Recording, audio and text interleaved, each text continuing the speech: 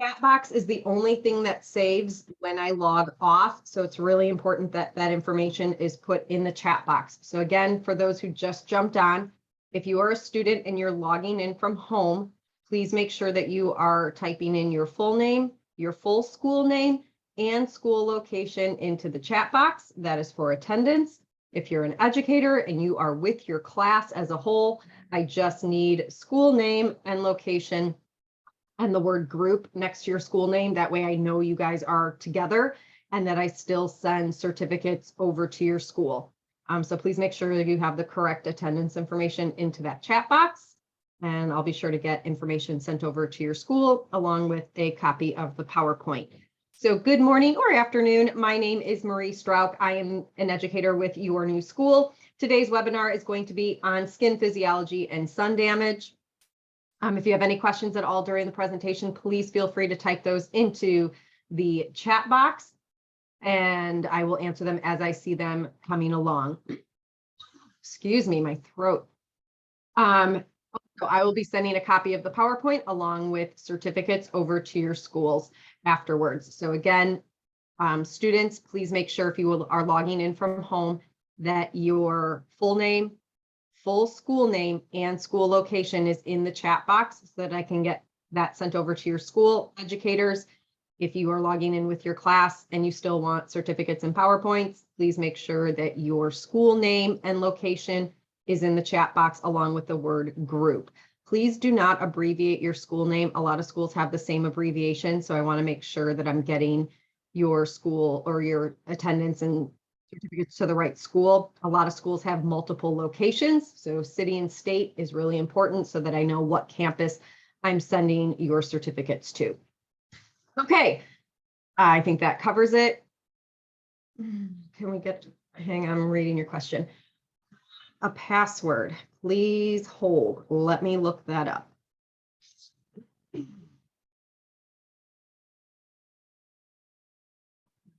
All right, give me 1 second and I'll type it in the chat box.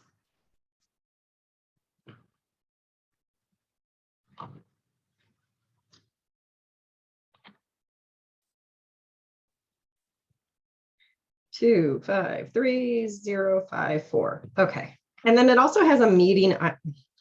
Sorry, guys, it has a meeting ID. So I'm going to put that in the chat box as well. I don't know if you guys need that. All right, there's no dashes.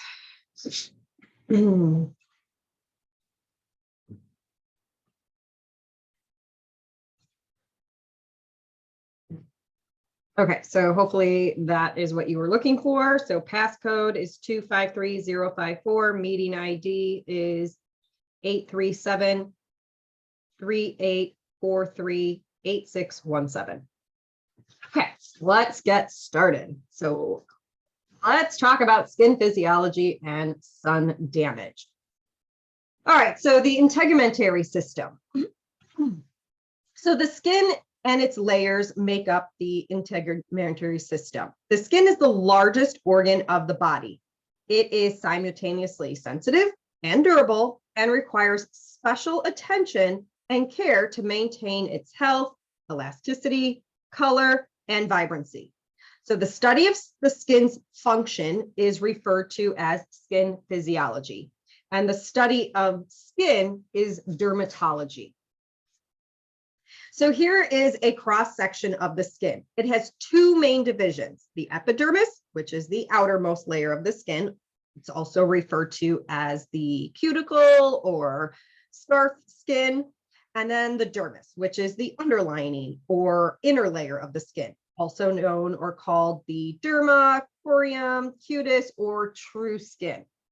There is a third layer of the dermis layer, and this is the subdermis or subcutaneous division. It's composed of fatty tissues. So let's talk about the function of the skin. So here we have an acronym, SHAPES. Sorry, I have this tickle in my throat. I've had it all day and it just will not go away, so I apologize. Okay, so the first S stands for secretion. The skin is going to secrete sebum. It's perspiration, it's oil, it's going to maintain the skin's moisture balance. H stands for heat regulation. The skin helps maintain your body's temperature, which a normal body temperature is 98.6. A is for absorption. The skin permits certain substances like water and oxygen to pass through its tissue. P is for protection. Skin shields your body from direct impact of heat, cold, bacteria, other aspects of the environment that could be detrimental to your health. E is for excretion. It's going to eliminate sweat, salts, and waste from the body, therefore helping to remove toxins from the internal systems. And the final S is sensation. Nerve endings just underneath the outer layer of the skin make you aware of heat, cold, touch, pain, pressure. The reaction to sensation is what is called a reflex. So layers of the skin. The three main layers of the skin, the epidermis, dermis, and subcutaneous. The epidermis is 0.04 to 1.5 millimeters thick. The skin cells are made up of keratin. Hardened keratin is found in our nails and our hair, while the skin is made of soft keratin. So the outer layer, the epidermis, also known as stratum corneum, is made up of keratinites. The keratinites are held together by lipids, which make up the intercellular glue. The intercellular glue is also called desmosomes. The squamous cells in this layer will help with protection of the stratum corneum. Also within the epidermis is the stratum lucidum. This is the clear translucent layer.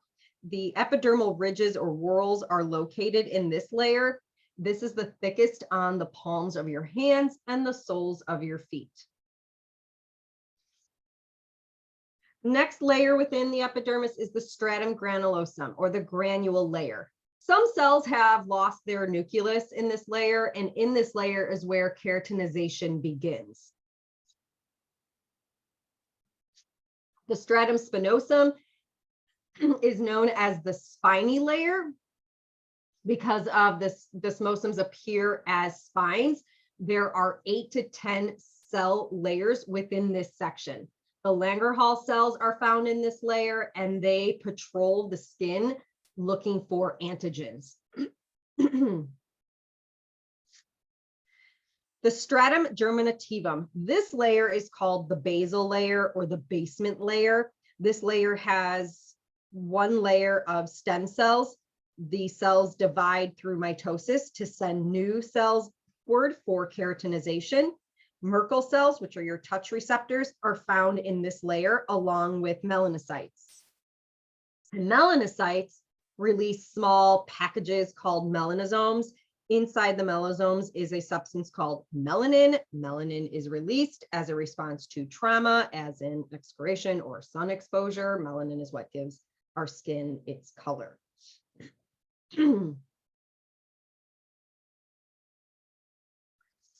Next is the dermis. This is the lower layer. It's also called the true skin.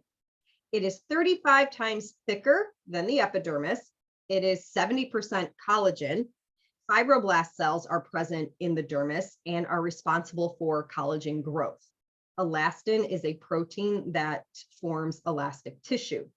The dermis has two layers, the papillary layer and the auricular layer.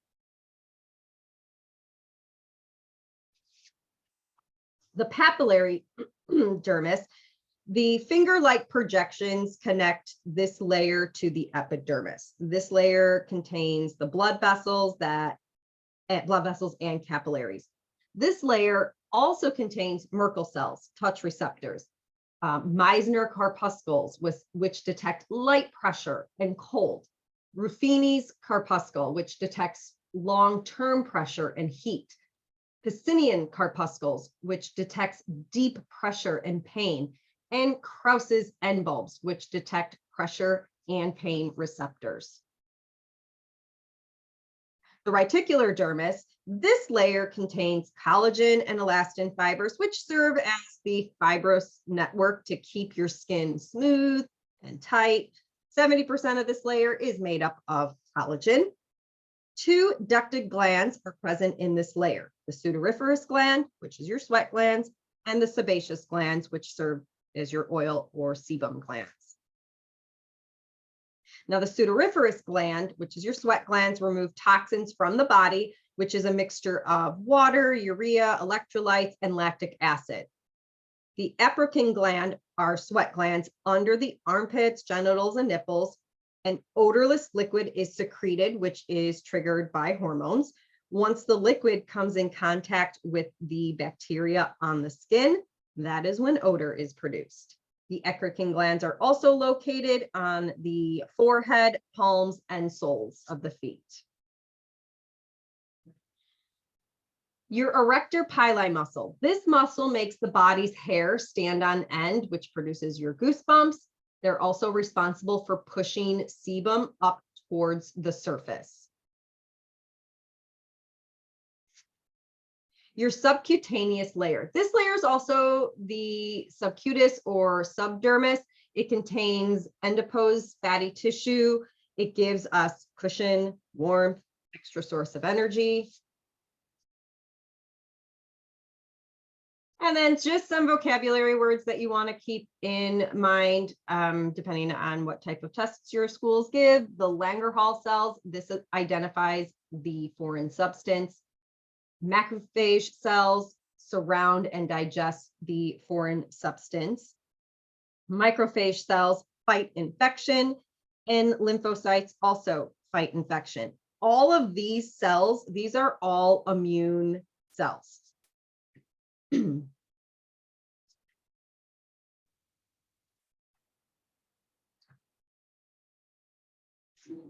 So next, let's move on to some skincare information. So exfoliation and replenish.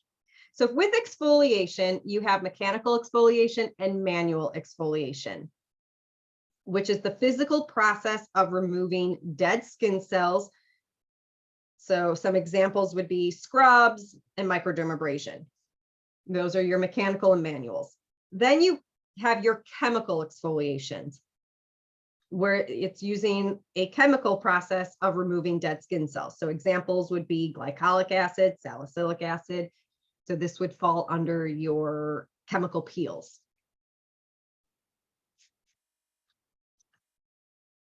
And then we have our skin conditions. So skin conditions are divided into 7 categories: rashes, infections, sebaceous glands disorders, sudoriferous gland disorders, skin growths, pigmentation disorders, and aging factors. So let's go through some of these. So your primary lesions, these include a macule, which is a freckle, wheal, which is also known as a hive, papule, which is an underground pimple that doesn't have a head, pustule is a pimple with a head, a vesicle is a blister, nodule is a solid mass, and a cyst is a sac that contains pus.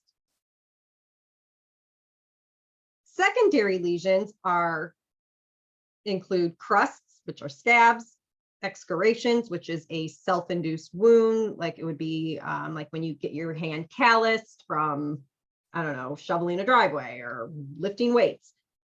Scales, which is dry skin, fissures, which are cracks. Example would be chapped lips. Ulcers, which are open lesions with loss of skin depth. Rashes fall under, we have atopic dermatitis. This is excess inflammation, the skin that it has that's hereditary. So eczema would be an example of atopic dermatitis. Contact dermatitis is a reaction from coming in contact with something, switching laundry detergents, for example. Seborrheic dermatitis, this is your common skin rash with redness and scaling, pinkish yellow patches that have like an oily appearance. This would be, an example of this would be dandruff, or if you've been around newborn babies, cradle cap that develops on their scalp after birth. Psoriasis, this produces an excess of thick, scaly, silvery skin patches. Eczema, again, characterized by dry or moist lesions. It's an eruption of small vesicles. And then hives, also known as urticaria, is characterized by an eruption of wheals. Next, moving on is infections. So under infections, we have herpes simplex, also known as cold sores, herpes zoster, which is varicella zoster, also known as shingles, impetigo, highly contagious bacterial infection caused by Staphylococcus aureus or Streptococcus, tinea, also known as ringworm, tinea corpus, which is a fungal infection affecting the trunks, legs, or arms, and tinea vesicolor, which is sun fungus or sun poison. Verruca, this is the technical term for warts caused by human papillomavirus. Candida albicans, which is a skin infection caused by yeast. And conjunctivitis, also known as pink eye. Next, we have the sebaceous gland disorders. So steatosis, also known as dry, scaly skin. Seborrhea is excess sebum secretion. Stotoma, sebaceous tumor. Furuncle is a boil. Carbuncle is a large boil. And rosacea, which is a chronic inflammatory condition of the skin. Next is acne. So under acne, acne is a chronic inflammatory disorder of the sebaceous gland. The bacteria that causes acne is called Propionibacterium, or shortened to P. acne. It could be a hormonal change is a major cause of acne because the androgen in the body is increased. Things that fall under acne, we have blackheads. This is an open comedone with a black surface plug. It is black due to the oxidation and melanin. A whitehead is a closed comedone with a small head on top. A papule is a small elevation that is usually red and inflamed. A pustule is an inflamed elevation that is filled with pus. There's also milia. Milia are pearly white nodules. They're usually common around the eyes, on the eyelids, sometimes on the forehead. Then we have nodule cystic acne, which is inflamed hard lesions. And under acne, we have different grades of acne to determine its severity. So grade 1 is mostly open and closed comedones. Grade 2 acne is open and closed comedones with the occasional papule and pustule. Grade 3 acne is moderately severe acne with open and closed comedones, papules, and pustules, and the occasional cyst. And grade 4 acne is severe acne with papules, pustules, and cysts.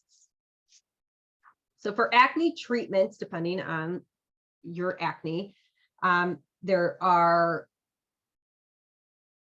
topicals that you can use. There's benzoyl peroxide, where oxygen is released into the pore, killing the anaerobic bacteria, the Propionibacterium.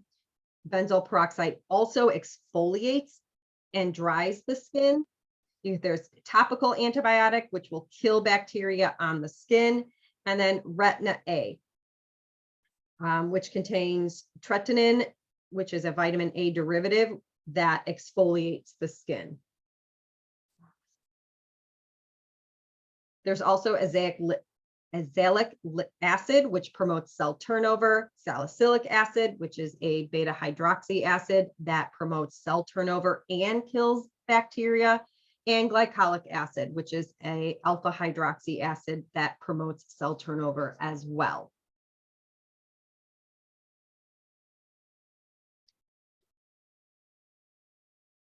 Moving on to our sudoriferous gland. So the sudoriferous gland disorders. First one is barometrosis, which is your foul smelling perspiration. There's anhidrosis, which is lack of perspiration, hyperhidrosis, which is a overproduction of perspiration, and malaria ruba, which is also known as prickly heat or heat rash. Then we have our skin growths. So skin growths can have benign growths or moles. These are regular shaped skin, colored or brown, flat. They can be flat or raised. And these are the benign moles. Skin tags, these are small elevated growths that can be easily removed. Pre-malignant growths, these are growths that are changing in appearance. And then we have actinic keratosis, which is irregular shaped, scaly red lesions. So we want to really make sure that we understand skin growths. It can definitely save lives as an esthetician if we can understand the difference in what is cancerous or non-cancerous. So we have our malignant growths. So these are your cancer cells or moles on the body. So we have our basal cell carcinoma. This is a malignant lesion that appears as a clear lesion that has blood vessels running through it. Squamous cell carcinoma is irregular lesions that is crusty and red. And melanoma, which is the most dangerous of your skin cancers. There's also pigmentation disorders. So the first one is albinism. This is where the skin failure to produce melanin. Vitiligo, which are white patches caused by lack of pigment. Nevus is your birthmark. Lentigo is a freckle. Post-inflammatory hyperpigmentation. This is hyperpigmentation that appears after the skin has been traumatized. And then chlomasma or melasma. This is a common disorder which results in increased pigmentation. This is usually can happen during pregnancy. It's also known as the pregnancy mask. It can also be brought on by hormonal changes. So ladies, when it's that time of the month, there can be slight discoloration on the skin. So these are vocabulary words that you should already know. Chronic means frequent and persistent. Dermatitis is an inflammatory disorder. Dermatitis veneta is an allergic reaction to a cosmetic chemical. Edema means swelling. Erythema is redness. And hyperkeratosis is an excess amount of stratum corneum, such as a callus. Objective symptoms, this means symptoms that you see. Subjective symptoms are symptoms that you feel. The prognosis is projecting the probable cause and outcome of a condition. And pruritus just means itching. So when it comes to skincare, we need to identify the skin on a scale of 1 to 6. And this scale is called the FITZPATRICK skin scale. This is really important when you are doing chemical peels. I know not every state can do chemical peels, but those states that can. The FITZPATRICK scale is what we use to determine if a client's, what their reaction remedy or reaction will be to a chemical peel. Typically, the darker the skin, the more sensitive they are to peels, the lighter the skin, the more resilient they are. So here is the FITZPATRICK scale. So type 1 is classified as very light skin. It typically always burns, never tans, and it's really sensitive. Skin type 2, classified as light or beige, almost always burns, tans minimally, and is also falls under sensitivity. Skin type 3, light brown or Mediterranean, sometimes burns, usually tans, and they're less sensitive. Skin type 4 is moderate brown shade or medium brown. They tan beautifully, they rarely burn. Skin type 5 is your darker brown. So this would fall under Latin, Hispanic, Asian, almost always tans, beautiful skin. Skin type 6 which is your darkest skin, and they rarely burn, but they are more sensitive to chemical peels. So that is always important when working with chemical peels, that you know the Fitzpatrick scale. So let's talk about sun damage. So here we have an individual. This is 28 years of sun exposure. And the sun will give you different rays of light. So the first one we're going to talk about is ultraviolet rays. And what does this even mean? Ultraviolet rays are beyond the visible rays, which are the light rays that we can visibly see. So we have our UV spectrum on our skin. So we have the sun, we have our atmosphere, we have the surface of the skin, and then we have our epidermis, dermis, and hypodermis, and where these rays penetrate. So ultraviolet rays, or UVA, known as the aging ray, and is the longest ray, 320 to about 380 nanometers. This ray penetrates the dermis, affecting the collagen and elastin by weakening the network of connective tissue. This ray is the dominant cause of wrinkling, premature aging. The UVA rays in a tanning bed are 12 times the dosage than what is received from the actual sun. UVA not only penetrates the epidermis, but it also penetrates glass. So you want to be careful and keep your skin protected even while you're driving. UVA-induced MMP1, which is the interstitial collagenases. The interstitial collagenases are enzymes that break down the peptide bonds within the collagen. When UVA is absorbed by the skin, it also creates thymine dimers, which alter the DNA of the cell and will cause mutated cells to replicate. UVB rays, known as the burning rays. Some UVB rays penetrate the dermis. However, it commonly stops at the basal layer. The rays are 280 to 320 nanometers. UVB rays have more energy, and therefore they have more interaction with DNA, and these are what's going to be causing cancer. UVB is stronger in the summer months. UVC, known as the germicidal ray, however, it is also known as the cancer-causing ray. This ray is the shortest wavelength, 100 to 280 nanometers. However, it delivers the most energy. Most of this energy is absorbed into the ozone. However, in certain areas of the world, those areas closer to the equator, UVC affects the population. It also emits from fluorescent lights that have burnt out. So if you are using fluorescent bulbs and they burn out, it is very important to change those out immediately. So no matter how you break it down, UV rays are very damaging to the skin, to the rest of the body, inside and out. Even though melanin protects you, it can't protect you from overexposure. So how does melanin protect? So when the sun beats down on the skin, the melanocyte cells are stimulated to produce melanin. When melanin is produced, the skin gets tan. Tan skin is not healthy skin.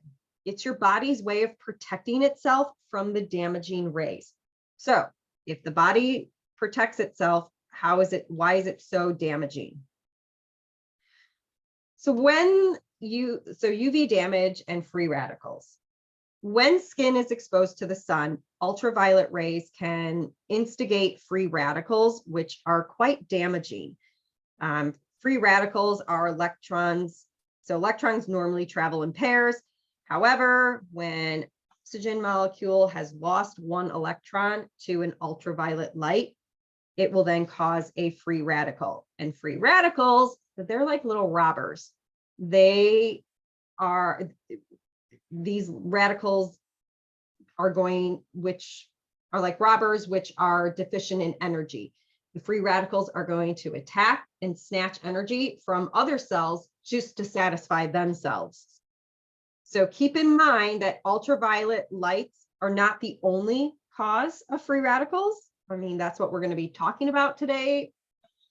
But there are many other free radicals in our environment that are just as important. So air pollution, tobacco and smoking. So if you are a smoker, you are inducing free radicals. Alcohol, fried foods, which French fries are my weakness. I can't help it. I love them. But again, these are all free radicals. We're going to focus on the UV damage and free radicals. So the unbalanced free radical then will travel around searching for another electron to balance itself. It will steal the electron from other cells, such as fat cells, because fat seems to have an abundance of electrons. Once that cell loses an electron to a free radical, then that cell becomes unstable, thus creating a domino effect, which can be very destructive. Free radicals react with other molecules on a chemical level and create a combination that were not meant to happen. So free radicals can rearrange DNA and start a process known as oxidation. This oxidative DNA can harm us on the epidermal level or inside the body. So free radical damage, the oxidation damage on the skin will wreak havoc with the epidermal and dermal layers. On the epidermis, sun damage will manifest itself in hyperpigmentation, rough textured skin, and in the dermal cell or the dermal layer, the ultraviolet exposure will make the collagen and elastin fibers collapse, which will then appear as wrinkles. So oxidative DNA damage that free radicals create happen constantly inside the body. The mutated DNA will replicate and alter the cells, which create damage, illness, and can result in cancer within the body. So skin cancers, so we know that UV light can have a damaging effect to DNA of the cells. This damage on an epidermal level can result in the most deadly type of cancer, which is skin cancer. So we have under skin cancer, we have our basal cell carcinoma. This type of cancerous lesion appears as a clear nodule with a blood vessel running through it. These are often curable and are rarely spread to other parts of the body. Squamous cell carcinoma, this appears as red solid bumps or a red ulcerated lesion that is scaly. Melanoma, this is a mole-like lesion, characteristics that are the deadliest type of skin cancer. The Skin Cancer Foundation has created a format for analyzing moles to see if there are any problems with them. My daughter, my oldest daughter, she has a ton of moles. And since she was a child, we have always taken pictures, and we have a folder on our phones that are strictly for her moles so that we can always watch them because they're on her back. She can't see them. So we always snap pictures and then we compare. So it's really important to understand the ABCDs of skin cancer. So here's what they all mean. And this is what we should be looking for when we are looking at moles when clients are coming in, when we're doing skin analysis. So the ABCs. So A stands for asymmetry. So is it symmetrical? Melanoma lesions are often irregular shaped. They're not symmetrical. Benign moles are usually symmetrical. B stands for border. Typically, non-cancerous moles have smooth, even borders. Melanoma lesions usually have irregular borders that are really difficult to define. C is the color. The presence of more than one color, so blue, black, brown, tan, etc., or an uneven distribution of color can sometimes be a warning sign of melanoma. Benign moles are usually a single shade of either brown or tan or black. You're looking for just a universal shade. You don't want to see multiple colors. D is for diameter. Melanoma lesions are often greater than 6 millimeters in diameter, which is about the size of a pencil eraser. E is for evolution. Have you noticed any changes? That's probably the most important factor to consider when it comes to diagnosing melanomas. Knowing what is normal for you could save your life.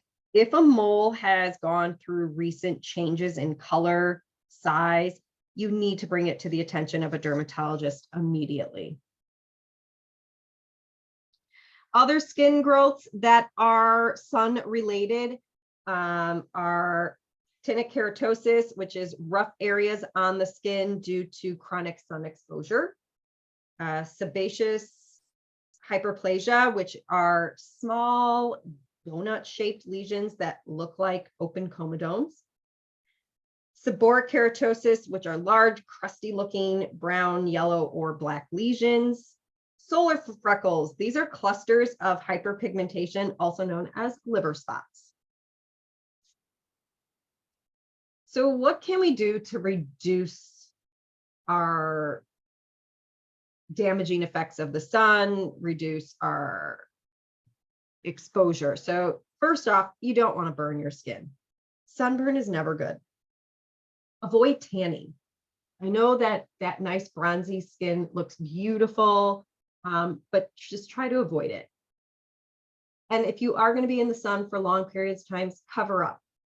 Use a broad spectrum sunscreen, keeping in mind that the law states that SPF only blocks UVB rays, and then examine your skin. If you're somebody that is always exposed to the sun, you may work outside, make sure you're keeping an eye on your skin, make sure you're protecting your skin, and then your eyes as well. They are just as important and can get as much damage from the sun. So make sure you're also wearing eye protection. So when it comes to skincare and anti-aging, these are some things that we can do. The first step, exfoliation.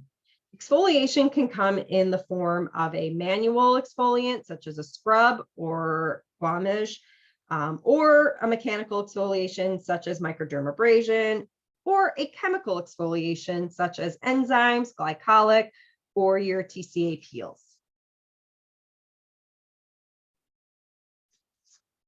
So the next step that will help the skin is infusing beneficial ingredients into the skin, such as moisturizing ingredients, vitamins, and antioxidants. So antioxidants are free radical scavengers. These ingredients neutralize free radicals, help prevent oxidation.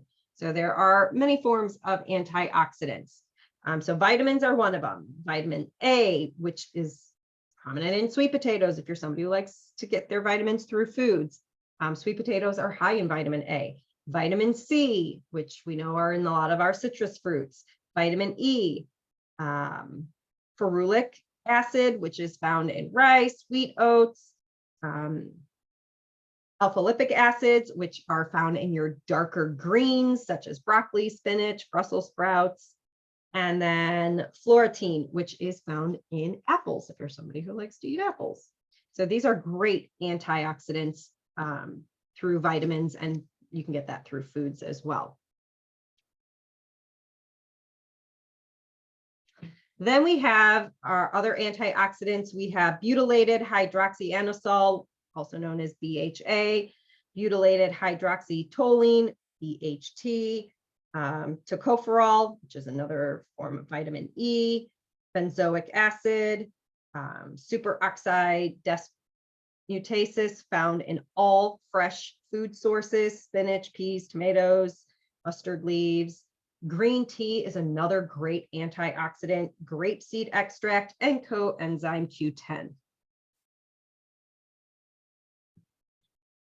So some facts, there has been a 1,800% rise in malignant melanoma since the 1930s. 1 American dies of skin cancer every hour. 1 in 5 Americans develop skin cancer, and people get 80% of their lifetime of sun exposure by the time they reach the age of 18. So if you want to find out where most of the information from today's PowerPoint came from, these are the sources that they were sourced from. You can go ahead and research and find more information on skin physiology and sun damage through these great websites. Now, if you need a good skincare regimen and products that are going to help protect you, I absolutely love the Only Yours Solar Care. It is a high-performing solar care product with natural antioxidants, vitamins, and botanicals to protect from environmental assaults on the skin and to help prevent the signs of aging. So for Only Yours, our solar protection, we have a few different sunscreens to choose from. The first one, or part of our solar care line, is the unique water-based moisturizers. They hydrate, soothe, and heal the skin after exposure to the sun, wind, or other environmental conditions. It's going to accelerate healing, protect the barrier. It's also great post-microdermabrasion. So this is the product called After Sun. This is what's going to, like, if you do get sunburn or windburn, I'm in Illinois, so our windburn in the winter months is just as severe as sun damage.